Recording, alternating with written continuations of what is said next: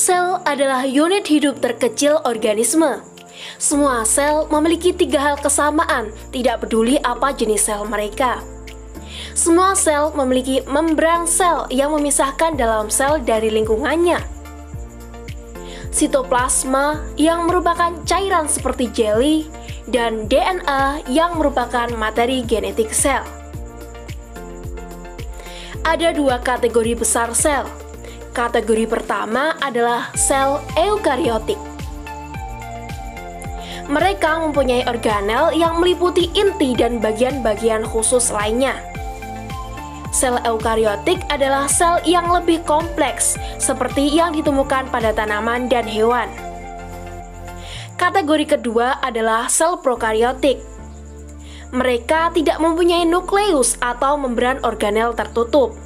Mereka tidak memiliki materi genetik, tapi itu tidak terkandung dalam inti.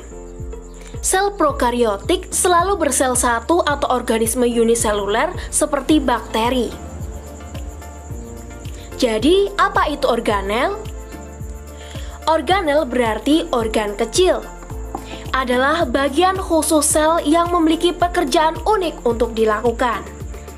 Mari kita mulai dengan inti, pusat kontrol sel. Inti atau nukleus mengandung materi DNA atau genetik. DNA memerintah kegiatan yang sel lakukan dan bagaimana dia melakukannya. Kromatin kusut adalah bentuk DNA yang tersebar dalam membran nuklear. Ketika sel siap untuk membelah, DNA memadat menjadi struktur yang dikenal sebagai kromosom. Inti juga mengandung sebuah nukleolus yang merupakan struktur di mana ribosom dibuat.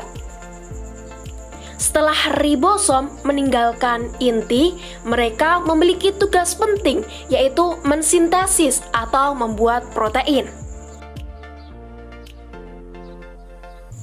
Di luar inti, ribosom dan sisa organel melayang di sitoplasma yang merupakan substansi seperti jelly. Ribosom dapat berkeliaran bebas di sitoplasma atau melekat pada retikulum endoplasma yang biasa disingkat RE. Ada 2 jenis RE. RE kasar memiliki ribosom yang melekat dan RE halus tidak memiliki ribosom yang melekat padanya. Retikulum endoplasma adalah membran tertutup lorong untuk mengangkut bahan seperti protein disintesis oleh ribosom. Protein dan bahan-bahan lainnya muncul dari retikulum endoplasma di vesikula kecil di mana aparatus Golgi atau badan Golgi menerima mereka. Protein bergerak melalui badan Golgi, mereka diubah menjadi bentuk sel yang dapat digunakan. Badan Golgi melakukannya dengan melipat protein menjadi bentuk yang dapat digunakan, atau menambahkan bahan lain pada mereka seperti lipid atau karbohidrat. Vakuola adalah struktur seperti kantung yang menyimpan bahan yang berbeda. Di sini, di tanaman ini, sel vakuola sentral menyimpan air. Kembali ke sel hewan, Anda akan melihat organel yang disebut sebagai lisosom. Lisosom adalah pengumpul sampah yang mengambil bagian sel yang rusak. Mereka penuh enzim yang memecah puing-puing sampah sel ini. Mitokondria adalah organel yang merupakan pembangkit tenaga listrik untuk kedua sel hewan dan tumbuhan. Selama proses respirasi seluler, mitokondria membuat molekul ATP yang menyediakan energi untuk semua kegiatan sel. Sel-sel yang membutuhkan lebih banyak energi memiliki lebih banyak mitokondria. Sementara sel mempertahankan bentuknya menggunakan sitoskeleton. Sitoskeleton termasuk mikrofilamen seperti benang yang terbuat dari protein dan mikrotubulus yang merupakan tabung tipis berongga. Beberapa organisme seperti tumbuhan yang fotoautropik berarti mereka menangkap sinar matahari untuk energi. Memiliki sel dengan organel yang disebut kloroplas. Kloroplas adalah tempat fotosintesis terjadi. Berwarna hijau karena memiliki pigmen hijau yang disebut klorofil.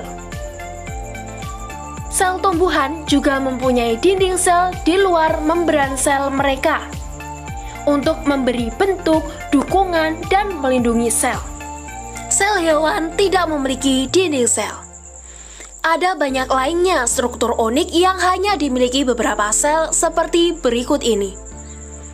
Pada manusia misalnya, saluran pernafasan dilapisi dengan sel yang punya silia. Ini adalah rambut mikroskopik yang bergerak seperti gelombang. Fitur ini membantu perangkap menghirup partikel di udara dan mengeluarkan mereka ketika batuk. Fitur unik di beberapa sel adalah flagela. Beberapa bakteri memiliki flagela. Sebuah flagela seperti ekor kecil yang dapat membantu langkah sel atau mendorong dirinya sendiri. Satu-satunya sel yang memiliki flagela adalah sel sperma.